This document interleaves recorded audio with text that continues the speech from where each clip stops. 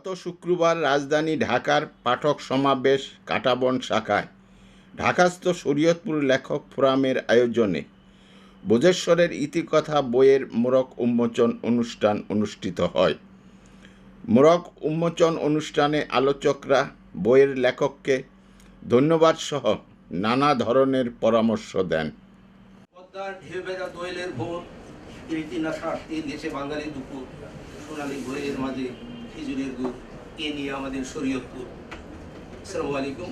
সম্মানীয় সভাপতি, মঞ্চে আসেন বিশিষ্ট সুধীজন, যারা অধিকাংশই শরীয়তপুরের কৃতি সন্তান, সমবেত সুধীবৃন্দ, সকলকে শ্রাবণের এই সান্ধ্য আয়োজনে শরীয়তপুর লেখক পরিষদের পক্ষ থেকে আন্তরিক শুভেচ্ছা। নগর জীবনের শত ব্যস্ততা সত্ত্বেও শরীয়তপুরকে ভালোবেসে আপনারা আমাদের মাঝে উপস্থিত হয়েছেন, এই জন্য আপনাদের প্রতি আমরা কৃতজ্ঞ। আজ একটি ব্যতিক্রম বইয়ের প্রকাশনা। তিনি লিখেছেন বইটি জনাব এস.এম.এ সুবহান। উনি একজন সরকারি চাকরিজীবী ছিলেন, কিন্তু লেখালেখিতে তার হাত আছে। এক বছর পূর্বে আমরা বইমেলাগুলোকে দেখেছি, ইংল্যান্ডের দিনগুলোর কথা সুনিপুণভাবে তুলে ধরেছেন। তিনি দীর্ঘদিন আমরা যারা লেখালেখি করি তাদের সাথে আলোচনা করেছেন, স্থানীয় ব্যক্তিদের সাথে আলোচনা করেছেন যে আমাদের একটি প্রাচীন জনপদ, একটি বন্দর, ভোজেশ্বরের আমার জন্ম, ভোজেশ্বরে আমার বিকাশ, ভোজেশ্বরের হাজারো ইতিহাস আমার জানা। কোনো এ ধরনের লিপিবদ্ধ কোনো বই আজও আমি কোথায় পাইনি, তাই চিন্তা করেছি যে একটি বই প্রকাশ করব। অধিকাংশই ওনার জানা স্মৃতি, তাছাড়াও বিদগ্ধ লেখক, গবেষক, কিছু প্রবীণ ব্যক্তিত্ব থেকে তিনি উৎফুল্লিত করে লিখছেন ভোজেশ্বরের ইতিকথা। ভোজেশ্বর প্রায় 500 বছরের একটি পুরান বন্দর, যার স্মৃতিতে জড়িয়ে আছে মহাত্মা গান্ধী, জড়িয়ে আছেন বঙ্গবন্ধু শেখ মুজিবুর রহমান, জড়িয়ে আছেন সোহরাওয়ার্দী সহ শেরেবাংলা সহ অসংখ্য ব্যক্তিত্বের কথা। যারা লেখক পরিষদের সিনিয়র সহসভাপতি, চট্টগ্রাম বিশ্ববিদ্যালয়ের চারুকলা বিভাগের প্রাক্তন শিক্ষক, ভাস্কর শিল্পী, কবি ও কথা সাহিত্যিক মনীন্দ্রনাথ রায় পরলোক গমন করেছেন। তার প্রতি শ্রদ্ধা জানিয়ে সমবেত সকলকে 1 মিনিট দাঁড়িয়ে নীরবতা পালনের অনুরোধ জানাচ্ছি।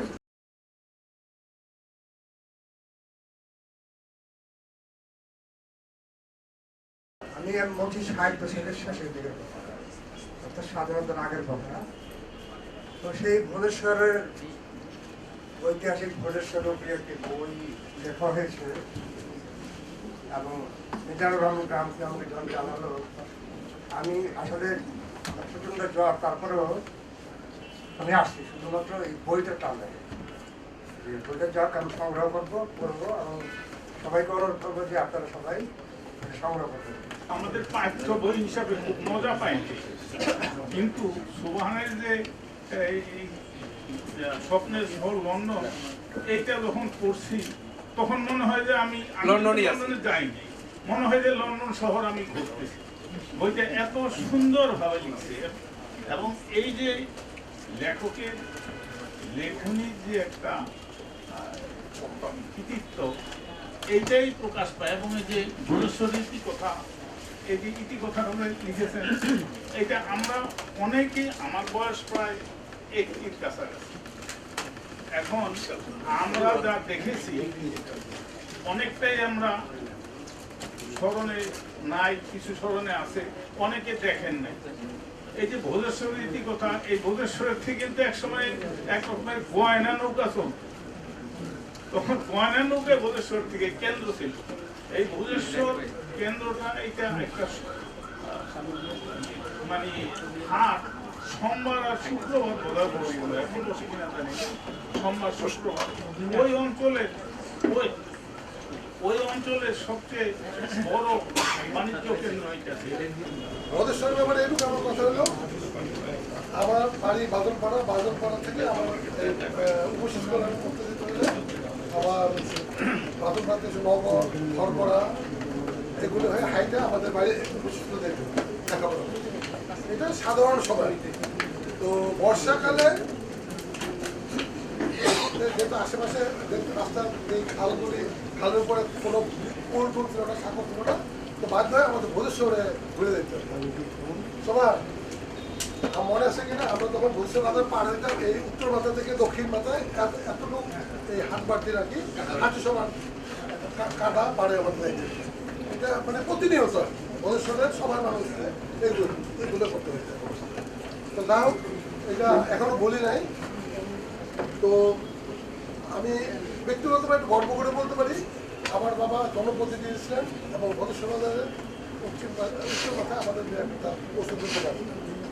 তো 1966-এ টর্নেডো পরে ওই পাবলিকদের চিকিৎসা করতে দেয়, পরে আমার দোকান ওষুধ খালি হয়ে গেছিলো, দোকানে খালি হয়ে গেছিলো। তো যাই হোক, ওটা ছিল আর কি। এখন আমাদের স্মৃতিস্বরূপ আমাদের বাজারের দোকানটা আছে, আমাদের যখন শুনেছি ভোজেশ্বর ইতি কথা, এটার সঙ্গে আমার একেবারে ছোটবেলার স্মৃতি। আমার বাবা দেশ থেকে যেতেন, ঢাকা থেকে যেতেন এবং তারা এখান থেকে তিনি বাড়িতে যেতেন হেঁটে প্রায় 3 মাইল দূর। আমার যতটুকু মনে পড়ে, আমি শরীয়তপুরিয়া ভোজেশ্বর মাদ্রাসা দীর্ঘদিন পড়েছি, যে হাফেজি মাদ্রাসা, সেখানে আমি পড়েছি এবং এরপর আমরা ঢাকায় চলে আসি 91 সালে এবং ভোজেশ্বর মাদ্রাসা থেকে আমি 2 বার পালিয়ে এসেছিলাম। তো এরপরে আসলে আর আমি একটু নিজেকে মোটামুটি আল্লাহ শুকরিয়া যে আমি ঢাকা বিশ্ববিদ্যালয় ফার্সি ভাষা ও সাহিত্য বিভাগে পড়েছি, ফার্স্ট ক্লাস ফার্স্ট হয়েছি দুটোতে, এবং 2007 সাল থেকে আমি অধ্যাপনা করছি এবং এখনো পর্যন্ত আমি তেহরানে পিএইচডি করেছি। কিন্তু আমি আমার ভোজেশ্বরের অসংখ্য এত বেশি স্মৃতি আমার রয়েছে যে আমি অনেকের নাম আমি ভুলে গেছি, কিন্তু তাদের বাড়িতে আমি বেড়াতে গিয়েছি। বর্তমানে আনোয়ার মাতবর চেয়ারম্যান আমার আপন ফুফাতো বোনের জামাই, আপন ফুফাতো বোনের আমার দুলা ভাই, তার বাসায় আমি গিয়েছি, কিন্তু কখনোই আপনাদের সঙ্গে আসলে সেভাবে কথা হয়নি। এবং আমি মনে করি আপনারা আমাদের দেশের সম্পদ, নিঃসন্দেহে। কখনো দেখার সৌভাগ্য হয় না। অনেকের শরীয়তপুর ইতি কথা বা ইতিহাস এরকম একটি বই পড়েছি, তার লেখকের সঙ্গে কিন্তু আমার কখনো দেখা হয়নি, কিন্তু খুব ইচ্ছা ছিল তার সঙ্গে দেখা হবে। আমরা আশা করছি যে এই প্ল্যাটফর্ম থেকে আমরা দারুণ কিছু কাজ হবে। আমি নিজেও লেখালেখি করি। আমি ইতিমধ্যে বাংলাদেশে যত ইরানি সিনেমা সিরিয়াল দেখেন, ইউসুফ জুলাইখা থেকে শুরু করে আসাবে কাহাব, বিবি মরিয়ম, কারবালা কাহিনী, শাহজাদ ফরহাদ, এগুলো সব আমার করা বিশাল বিশাল সিরিয়াল, যেগুলো বাংলাদেশের বিভিন্ন টেলিভিশনে সেটি সম্প্রচারিত হয়। এবং যে আজকে ভোজেশ্বরের ইতিকথা নামক বইয়ের বড় উন্মোচন হতে যাচ্ছে, আমি আসলে সময় বের করার চেষ্টা করলাম, কারণ এখানে যাদেরকে এখানে দেখছি অনেককে ব্যক্তিগতভাবে চিনি, অনেককে চিনি না, নামে চিনি। আমার সৌভাগ্য যে আজকে এখানে না আসলে আমি হয়তো অনেকের সাথে আমার হয়তো দেখা হতো না। উপস্থিত বিশিষ্ট গুণীজন, সাহিত্যপ্রেমী, সুধীবৃন্দ এবং আমার প্রিয় ভোজেশ্বরবাসী, আসসালামু আলাইকুম। সর্বপ্রথম আমি মহান আল্লাহ তাআলার প্রতি শুকরিয়া জ্ঞাপন করছি, তার অশেষ সহমতি আজ আপনাদের সামনে আমার গ্রন্থ ভোজেশ্বরী অতুলিত সৌভাগ্য অর্জন করেছি। আপনারা আপনাদের মূল্যবান সময় ব্যয় করে এই অনুষ্ঠানে উপস্থিত হয়েছেন, আপনাদের প্রতি জানাই আন্তরিক কৃতজ্ঞতা। নিকট বিশেষভাবে ধন্যবাদ জানাই ঢাকাস্থ শরীয়তপুর লেখক পরিষদকে, যাদের উদ্যোগে আজকের এই অনুষ্ঠানে আমি সম্পর্ক করেছি। প্রিয় সুধীবৃন্দ, আমার প্রথম গ্রন্থ স্বপ্নের শহর লন্ডন, এরপর এটি আমার দ্বিতীয় প্রকাশনা। আশা করি ভোজেশ্বরী ইতিকথা আমাদের প্রিয় ভোজেশ্বরের ইতিহাস, ঐতিহ্য ও স্মৃতি সংরক্ষণের একটি বিনম্র প্রয়াস হিসাবে আপনাদের ভালোবাসা অর্জন করব। এই বইটি মূলত স্মৃতি নির্ভর। 50 ও 60-এর দশকে আমার দেখা ভোজেশ্বর, প্রবীণদের মুখে শোনা নানা ঘটনা, লোককথা এবং ভোজেশ্বর বাজারের ঐতিহ্যের মূল উপজীব্য। 400 বছরের ঐতিহ্যবাহী ভোজেশ্বরকে নিয়ে পূর্ণাঙ্গ কোনো গ্রন্থ না থাকায় আমার মনে হয়েছে অন্তত আমার জানা, আমার শোনা ভোজেশ্বরকে লিখিত আকারে সংরক্ষণ করে যায়, যাতে ভবিষ্যৎ গবেষক, নতুন প্রজন্ম এর উপর ভিত্তি করে আরো সমৃদ্ধ ইতিহাস রচনা করতে পারে। এই বইয়ের অধিকাংশ লেখা প্রথমে আমার ফেসবুকে ধারাবাহিকভাবে প্রকাশিত হয়েছিল, পরে দেশ বিদেশে ছড়িয়ে থাকা অসংখ্য ভোজেশ্বর প্রেমী, তাদের স্মৃতি, তথ্য, ছবি ও মূল্যবান পরামর্শ দিয়েছেন। আমি যথাসাধ্য সেগুলি যাচাই করে এই গ্রন্থে সংযোজনের চেষ্টা করেছি। তবুও এটি মানুষের লেখা, তাই কোথাও কোনো তথ্যগত বিভ্রাট বা অসঙ্গতি চোখে পড়লে অনুগ্রহ করে আমাকে জানাবেন। আপনাদের পরামর্শের ভিত্তিতে পরবর্তী সংস্করণে তা সংশোধন ও সংযোজনের আন্তরিক চেষ্টা করব। এই গ্রন্থ প্রকাশে পরামর্শ পরিষদের সদস্যবৃন্দকে জানাই আন্তরিক ধন্যবাদ। বিশেষ করে শরীয়তপুরের যে কোনো বিষয়ে আমাকে যদি কেউ মানে বিষয়টা জানা এবং উপস্থিত থাকার কথা বলে সেটা সাদরে গ্রহণ করি। ভোজেশ্বরের যে ইতিকথা যে বইটি যে এস.এম. সোবহান লিখেছেন, আমি তাকে এই বইটি কষ্ট করে লেখার জন্য আমার আর জ্ঞানের গরিমা বাড়ানোর পথ উন্মোচন করার জন্য তাকে আমি আমার অশেষ ধন্যবাদ জানাচ্ছি। ভোজেশ্বর আমি ছোটবেলা থেকে, আমার নানা বাড়ি ছিল ভেদরগঞ্জে, আমি সেই নানা বাড়িতে বেশিরভাগ সময় সব ছোটবেলায় কাটাতাম। যখন আমি প্রাথমিক বিদ্যালয়ে পড়ি, প্রায় ক্লাস 3 পর্যন্ত আমি সেখানে পড়াশোনা করেছিলাম। তো সেই সময় ভোজেশ্বরের কথা আমি অনেক শুনেছি। তো ভোজেশ্বর এই জন্য বিখ্যাত ছিল, ভোজেশ্বরের ঘি খুব সমৃদ্ধ ঘি ছিল, এটা খুব চমৎকার এক খাঁটি ঘি। এছাড়া সন্দেশ, ভোজেশ্বরের সন্দেশ নাকি, আমি কি ভুল বলছি কিনা জানি না, হ্যাঁ। তারপরে আরেকটা আছে রসগোল্লা, এটাও অনেক নাম করা। তো যাই হোক, ভোজেশ্বর পদ্মার তীরের একটি বন্দর, প্রাচীন বন্দর, এটা কোনো থানাও না, একটি ইউনিয়ন মনে হচ্ছে, ইউনিয়ন। কিন্তু আমি কিছুদিন আগে ভোজেশ্বরে গিয়েছিলাম, সেটা অনেক অনেক সমৃদ্ধ একটি অঞ্চলে পরিণত। আজ থেকে 150 বছর অন্তত আগে বঙ্কিমচন্দ্র বলে গেছেন, বাঙালির ইতিহাস নাই, নইলে বাঙালি বাঁচিবে না। কে লিখিবে? তুমি লিখিবে, আমি লিখিব, আমরা সকলে লিখিব। এরকম একটি বাণীর রূপায়ণ সোবহান সাহেব করেছে। এই জন্য আমি ব্যক্তিগতভাবে তার প্রতি কৃতজ্ঞ। আমি শরীয়তপুর জেলার এমন কোনো গ্রাম নেই যেখানে আমি যাই না ইতিহাসের তথ্য সংগ্রহ। হয়তো একটি পূর্ণাঙ্গ গ্রন্থ লেখার সুযোগটা আমার হয় নাই, তবে বিভিন্ন বিষয় নিয়ে অবশ্যই আমি লেখালেখি করেছি। তো আজকে এই বইটির ভিতরের যে কথাগুলো আমার তো জানা নাই, বলেছেন কেউ যে 500 বছর আগের গ্রাম, এটা কাছাকাছি।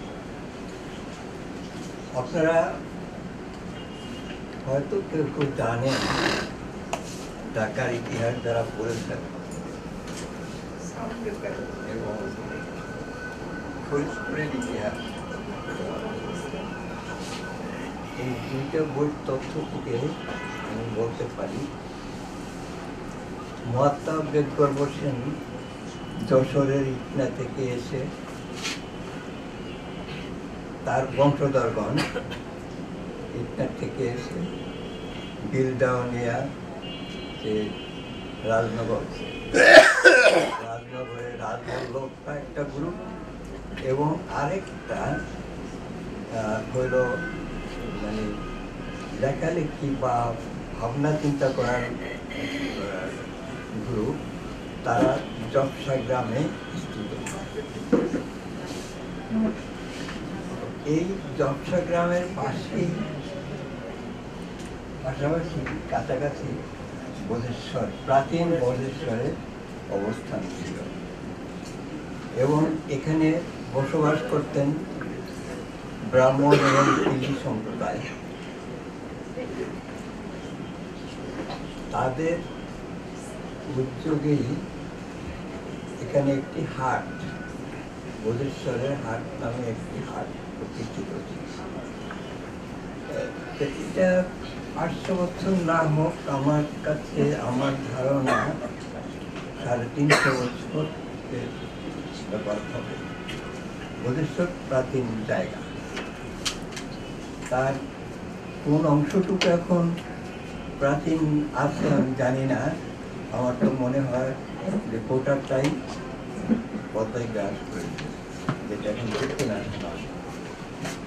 তো ওই যে হাট চিনি এবং ব্রাহ্মণদের এই অংশটা ছিল, এই অংশটা ওই রাজনগরের যে রাজা মহারাজা রাজবল্লভের বংশধরদের অংশ ছিল। আর জবসা ছিল একটা মানে আরেকটা, তাদের এই আরেকটা গ্রুপের অংশের লোকেরা মানে বোধেশ্বরে ভূমধ্যকারী যাকে বলে জায়গা। তো এই যে তিন সম্প্রদায় ব্রাহ্মণরা মূলত এই তাদের যে মৌলিক রাজা রাজবল্লভ বা তাদের বংশধরদের উদ্যোগে ওই হাটটা মানে বোধেশ্বরের হাট প্রতিষ্ঠা করে গেছে। এটা ফরিদপুরের ইতিহাসে আনন্দনাথ রায়। সেই বোধেশ্বর তো আর এখন নাই। বোধেশ্বরের আমার তো মনে হয় গোটা সেকালে সেই প্রাচীন বোধেশ্বরের গোটাটাই মানে এখন আবার নতুন চর ডাকছে। আমি এখন জানি না বোধেশ্বরের সীমানা কোন থেকে কোন পর্যন্ত সীমানাটা আমার জানা নাই। আমি এসসি পরীক্ষা দেই, হিস্ট্রিক্যাল বেস ট্র্যাক হয়েছিল বোধেশ্বর, আমাদের বোধেশ্বরকে নিয়ে গেছিলাম পদ্মানগর পুকুরের চৌড়ে দেওয়া আছে জমিদার বাড়ি। তারপর তারা রাজবল্লভ দেখতে তা আমার বোধেশ্বর আমার কাকা অনেক জায়গায় সব থানা অনেক আমার কাকাই এক। আর 2 নম্বর আছে শহীদপুরে এমন কোনো গ্রাম নাই যে গ্রামে না থাকছে। অর্থাৎ 72-এ ঝাড়খণ্ড সৃষ্টি হওয়ার আগ পর্যন্ত আমি আমেরিকার সাথে যুক্ত ছিলাম। যে বইটি বোধেশ্বর ইতিহাস ঐতিহ্য নিয়ে যে লেখাটি উনি লিখেছেন, আমাদের ওয়াজুদ কামাল সাহেব অত্যন্ত ডাইনামিক লোক। উনি কিন্তু সারসংক্ষেপ শিরোনাম কিন্তু উপস্থাপন করেছেন। সেখান থেকে আমরা বুঝতে পেরেছি যে নতুন প্রজন্মের কাছে এই বইটি একটি অনুপ্রেরণার উৎস হবে, অতীতকে জানবে, বর্তমানকে জানবে, এবং আমরা মনে করি এটি একটি আমাদের জন্য অনুপ্রেরণার উৎস হবে। আমরা অতীত এবং বর্তমান অনাগত ভবিষ্যতে যে প্রজন্ম আছে তাদেরকে আমরা উপস্থাপন করতে পারবো জনাব সোহান স্যারের বইটির মধ্যে। ইতিহাস নির্ভর যে সাহিত্য রচনা হয়, সেই ইতিহাস রাজা রাজাদের ইতিহাস এখন গণমানুষের জীবিকা নিয়ে, যেই তাদের জীবনযাপন নিয়ে, তাদের দৈনিক টানাপোড়েন নিয়ে, তাদের যে অর্থনৈতিক জীবন, সেটা নিয়েও আসলে যেমন আমরা অচিরেই রাজিরাতে আমরা একটা প্রকাশনা করতে যাচ্ছি, সেখানে আমাদের প্রফেসর ওয়াজুদ কামাল একটা লেখা দেবে। আমি যেটা বলতে চাই আমরা সেটা হলো যে আমরা পদ্মা নদী বিধৌত এই যে একটা জেলা, ছোট্ট একটা জেলা, 6টা জেলা, একটা থানা, এখানকার মানুষের যে এই যে উদ্বাস্তু হয়ে ঢাকার দিকে চলে গেল, বহু মানুষ উদ্বাস্তু হয়ে গেল। অনেকে ভাগ্যের চাকা ধরেই নেই, কারো কারো ঘুরেছে। এটি কিছু সাহিত্য হয়েছে, কিন্তু আমাদের আরো নিবিড় ভাবে আমাদের কিছু কিছু আমাদের যে মৃৎশিল্প নিয়ে আমাদের অনেক লেখা দরকার। তারপরে আমাদের মিষ্টি নিয়ে আমাদের যে এই যে সন্দেশের কথা ওঠে, রসগোল্লার কথা ওঠে। বোধেশ্বরেরা সমসাময়িক কালে পুরো এইটু নতুন লাউতলা একটা হাট ছিল, তারপর সেই হাটটা ভেঙে এখন কাঁথির হাট হয়েছে। আজকের বিষয় যেটা সেটা হলো ভূতেশ্বরের ইতিহাস। সেই ভূতেশ্বরের ইতিহাসে উনি ওনার বুদ্ধি এবং নিরপেক্ষতার বিচার করে এবং তথ্য সংগ্রহ করে অতিরিক্ত এটা কঠিন বিষয়। আসলে তীরের থেকে ফসল সংগ্রহ করা যেমন কঠিন, তারপরে সেই ফসলটা নিয়ে অনেক বিশ্লেষণ বিচার হতে পারে, কিন্তু একদম বেসিক পয়েন্টে যে সংগ্রহ, যে তথ্য দেওয়া, এটা কিন্তু একটা কঠিন বিষয়। ভোজেশ্বর মিয়া উনি গভীরভাবে চিন্তা ভাবনা করে তথ্য সংগ্রহ করে এবং সেই তথ্যটা হতে হবে নিরপেক্ষ, সেই অনেক পরিশ্রম করে তিনি এই বইটা লিখেছেন। এবং এর মধ্যে অনেক ইতিহাস ভোজেশ্বরের আছে যেটা আমরা অনেকে জানি। যে বইয়ের প্রথম কাভারটাতে যে দেখা যাচ্ছে যে একটা স্টিমার কিন্তু ভোজেশ্বরে আজকের থেকে বেশি পুরনো না, বছর 50 আগেও এই কীর্তিনাশক নদীর ভিতর দিয়া সেই ওয়াবদা ঘাট দিয়া কীর্তিনাশক হয়ে আঙ্গারিয়া হয়ে মাদারীপুর গেছে। আমি আমার ছেলেবেলাতে আঙ্গারিয়ার থেকে সেই স্টিমারে উঠে মাদারীপুর গেছি, আমার মনে আছে।